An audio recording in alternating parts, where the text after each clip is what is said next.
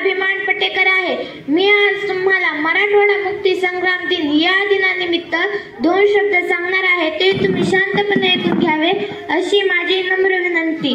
समोर होता एकच तारा अन्न पायदळी अंगार, समोर होता एकच तारा अन्न पायदळी अंगार, स्वप्ने पडली जरी उषक कालाची हाती मात्र अंधकार, स्वप्ने पडली जरी उषक कालाची हाती मात्र अंधकार, देश सारा उजळला जरी मराठवाड्याची काजळ रात, देश सारा उजळला जरी मराठवाड्याची काजळ रात, तेव्हा पेटली अग्निज्वाला सर्वदूर अंगार मनात, सर्वदूर अंगार मनात।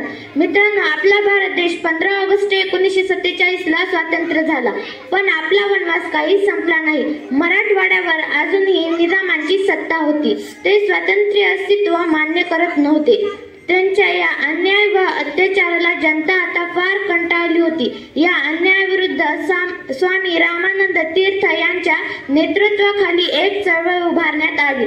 तत्कालीन गृहमंत्री सरदार वल्लभभाई पटेल यांच्या आदेशावरून हैदराबाद संस्थानावर सशस्त्र पोलीस बळाचा वापर करण्यात आला। त्यानंतर 13 सप्टेंबरला ऑपरेशन पोलो सुरू करण्यात आले। स्वतःची हार पत्करत निजाम तेथून निघून गेले आणि 17 सप्टेंबर या दिवशी मराठवाडा मुक्ती संग्राम दिन म्हणून साजरा केला जातो। जाता जाता एवढेच म्हणावेसे वाटते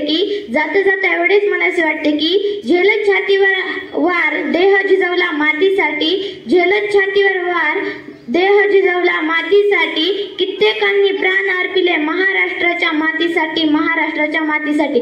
एवढे बोलून मी माझे 2 शब्द संपवते। बोला मराठवाडा।